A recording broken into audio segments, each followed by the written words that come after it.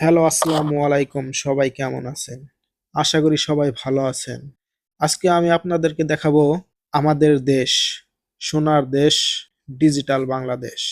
এখানে কি হয়েছে এবং এত মানুষ কেন? চলুন তাদের মুখের কথা শুনে আসি।